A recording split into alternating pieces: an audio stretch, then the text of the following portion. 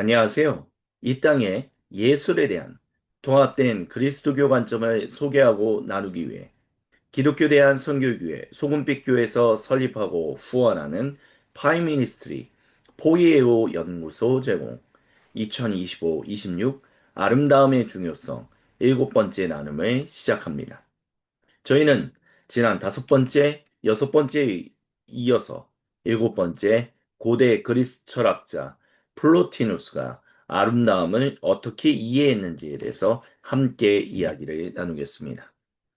저희가 다섯 번째, 여섯 번째, 일곱 번째, 오늘 이렇게 세 시간에 걸쳐서 고대 그리스 철학자들이 아름다움 어떻게 이해했는가라는 부분을 계속 살피고 있는데 이 부분들은 결국 여덟 번째, 아홉 번째 나눔인 종교회가 그래서 아름다움을 어떻게 이해했는가 그리고 서구 카톨릭 교회가 아름다움을 어떻게 이해했는가 그래서 이 세 명의 철학자가 어떠한 영향력을 주었고 또 그리스도교는 어떠한 차이점을 그들과 두고 있는가라는 부분에서 보다 더 분명하게 이야기가 나오게 될 것입니다.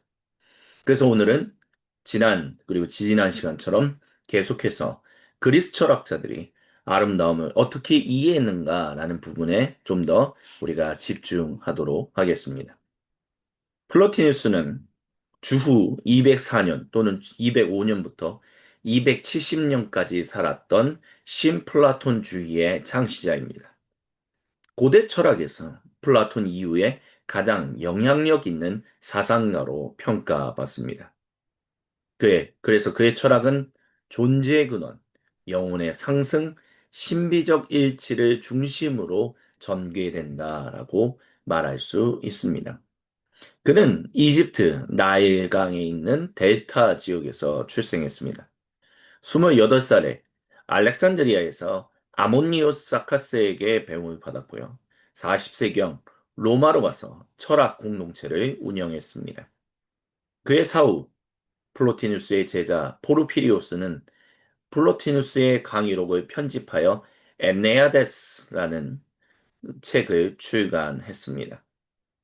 플로티누스는 철학자이기도 하지만 또 한편으로는 영적 실천가라고도 할 수 있습니다. 그는 신비적인 일체 경험을 종종 이렇게 표현했습니다. 나는 그 일자 안에서 종종 깨어 있었다라고요.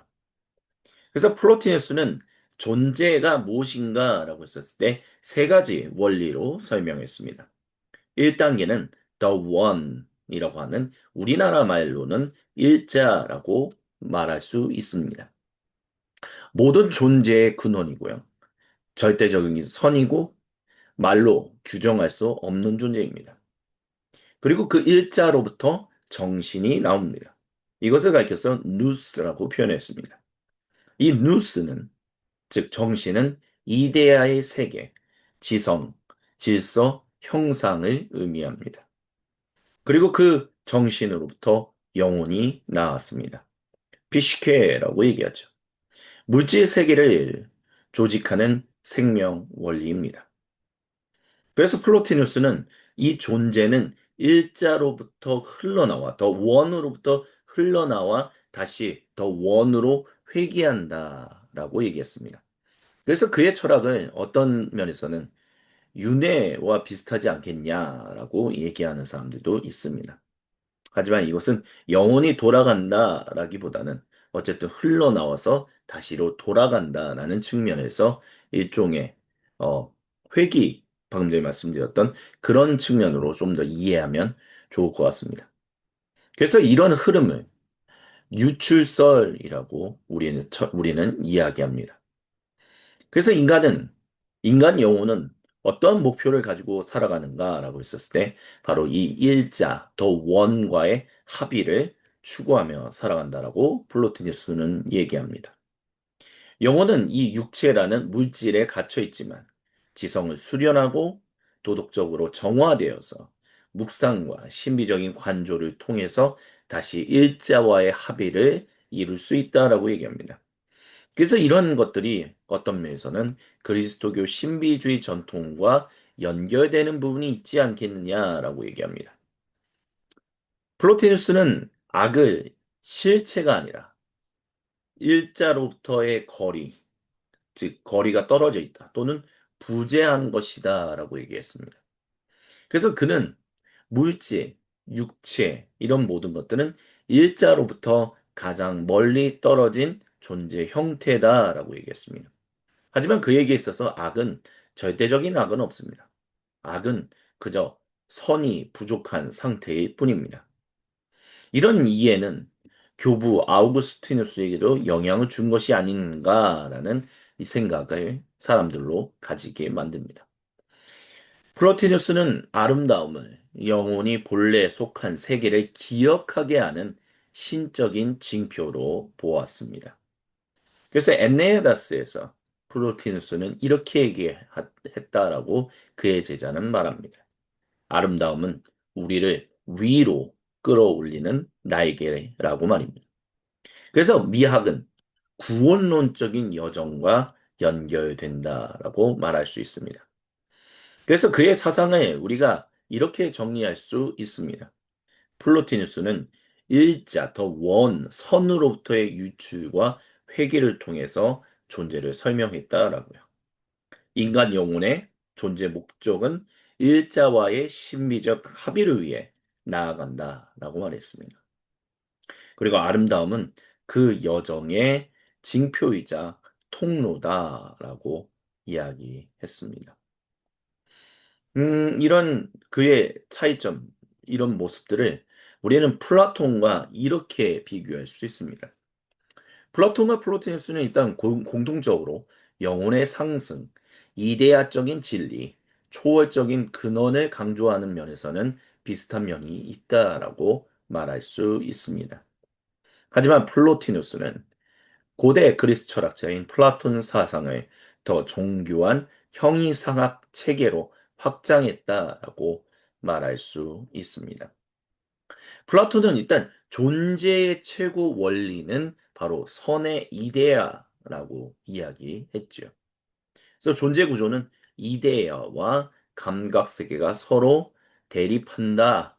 그래서 이것을 가리켜서 이원론 쪽으로 해석했었습니다. 그래서 영혼의 목표는 플라톤에게 있어서는 이데아를 인식하는 것이다라고 했고요. 악은 바로 이런 선과 좋지 않은 것들이 섞여 있는 것이다라고 이해했었습니다. 하지만 이것과 다르게 플로티누스는 존재의 최고 원리는 바로 일자, 절대적인 초월자다라고 얘기했습니다. 그래서 존재의 구조는 방금 전에 설명드렸던 것처럼 일자로부터 정신, 누스가 나오고 영혼이 그 다음에 푸시케가 나오고 그 다음에 물질이 나온다. 그래서 유출론적인 위계 질서를 가진다라고 얘기했습니다. 그래서 영혼의 목표는 바로 이 일자와의 연합을 추구하는 것이죠. 악의 존재는 선이 존재하지 않는 것입니다.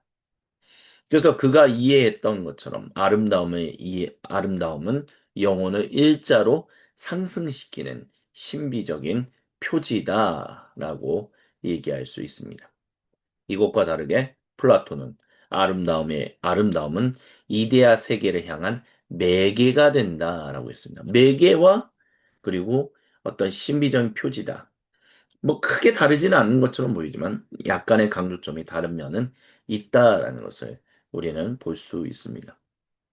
그래서 플라톤은 그 좋은 것, 굿은 지성으로 파악 가능한 궁극적인 원리다라고 했지만 플로티누스의 일자 더 원은 지성조차 초월한 존재입니다. 그래서 플로티누스는 일자는 말해질 수 없다. 어떤 존재도 그 존재를 말할 수 없다라고 했고요. 일자는 형상도 개념도 없다라고 했습니다. 그런 면에서는 플로티누스는 보다 일자라고 하는 그 존재의 그 초월성을 굉장히 강조했다라고 말할 수 있습니다. 또한 존재의 기원 설명 방식에서도 플라톤은 데미우르고스라는 존재가 모방 및 창조 행위를 통해서 세상이 구성되었다라고 보았죠. 하지만 플로티누스는 세상이 일자로부터 넘쳐 흐르듯 자연 발생했다라고 보았습니다. 그래서 유출설과 이런 측면들의 차이점이 있다라고 이제 얘기할 수 있습니다.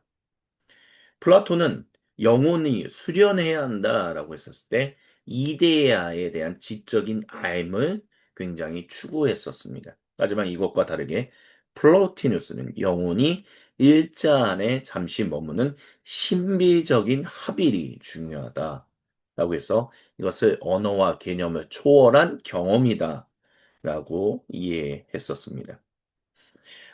미학계에 있어서 플라톤과 플로티누스에 있어서 일단 플라톤은 지난 시간에 말씀드렸던 것처럼 예술을 모방의 모방으로 경계하고 비판하므로 아름다움은 이데아의 매개다. 하지만 그 아름다움 이데아의 매개일 뿐이지 그 외에 예술 작품들은 전부 다 그런 것들을 반영하지 못한다. 라고 얘기했지만 플로티누스 같은 경우는 예술을 형상의 흔적으로서 영혼의 상승 통로로 인식했었습니다. 그러니까 신적 근원을 기억하게 하는 날개로서 예술 작품들이 작용한다라고 플로티누스는 이해했지만 그와 반대로 플라톤은 예술 작품은 전혀 도움이 되지 않는다라고 얘기했다라고 할 수 있습니다. 그래서 플라톤은 이데아라는 지성 세계를 굉장히 중요하게 강조했고요. 플로티누스는 그 위에 초월적인 일자 더 원과 영혼의 회개가 합이라는 그런 신비를 구축했다라고 말할 수 있습니다. 아까 전에 말씀드렸던 것처럼 그의 플로티누스의 제자 포르피리오스가 플로티누스의 생전 강의록과 피의기들을 정리해 엮어서 6권의 9편, 총 54편의 철학서인 엔네아드를 저술했습니다. 출간했다라고 할 수 있죠. 글쎄, 이 엔네아드라는 말은 사실 9개의 묶음이다라고 얘기할 수 있습니다. 그래서 엔네아드는 이제 1권부터 6권까지 있는데 1권은 윤리학, 인간의 삶, 영혼의 정화, 덕, 행복에 대해서 얘기하고요. 2권은 자연 철학, 그리고 우주론에 대해서, 그리고 물질을 이해하는 것들에 대해서 얘기합니다. 그리고 3권은 인간 영혼의 문제, 시간, 운명, 그리고 자유에 대해서 얘기하고요. 4권은 영혼에 대해서, 영혼과 육체와의 관계에 대해서, 영혼의 본질에 대해서 얘기합니다. 그리고 5권은 정신이라고 하는 누스에 대해서 얘기하고요. 존재론, 이데아, 지성, 존재의 원리에 대해서 얘기합니다. 그리고 마지막으로 6권은 최고 원리인 일자와의, 더 원과의 어떻게 합의를 이룰 수 있는가라는 측면들을 이제 이야기합니다. 그래서 그의 제자인 포르피리오스가 저술한 이 1권으로부터 6권의 엔네아드의 구조를 보면 결국 플로티누스가 가장 중요하게 여긴 영혼의 상승 여정을 상징하는 것으로 구성이 이루어졌다라고 얘기할 수 있습니다. 그래서 이제 뭐 일자, 정신, 영혼 뭐 이런 것들, 악과 물질, 미학에 대해서 여러 가지 것들이 써 있다라고 이제 말씀드렸었죠. 그래서 엔네아드에서 플로티누스는 이런 얘기를 합니다. 태양을 본 눈은 태양과 닮아가지 않고는 볼 수 없고, 영혼이 아름다움을 본다는 것은 그 자체가 아름다워진다라는 뜻을 가지고 있다라고 얘기했습니다. 이 이야기를 우리가 좀 더 풀어 설명한다면, 음, 뭐 방금 전에 우리가 설명했던 그런 일자와의 합일, 그런 측면을 얘기하고 있다라고 얘기할 수 있죠. 그러니까 우리가 결국에는 뭐 예술 작품이란지 아니면 아름다움을 통해서 진정한 그 말로 설명할 수도 없고 지성으로도 완전히 파악하기 어려운 그 존재를 본다는 거죠. 그 존재를 보았다면 그 존재를 향하여 하나됨을 향하여 나아가야 한다. 이렇게 본 거죠. 그래서 플로티누스에게 있어서 우리가 보통 관상, 그래서 이제 예전에도 뭐 여러 번 말씀을 드렸지만 이제 청교도 또는 개혁주의 신학 계열에 계신 개신교분들은 사실 관상이라고 얘기하는 컨템플레이션을 그리스도교적이지 않다라고 이제 이야기를 하죠. 그런 이유가 이제 플로티누스의 어떤 그런 측면, 영혼의 상승, 그래서 정말 그 일자를 바라보는 어떤 그런 것, 이런 것들은 그리스도교 성경에 바탕을 두는 것이 아니라 플로티누스의 철학에 바탕을 둔다라고 이제 보거든요.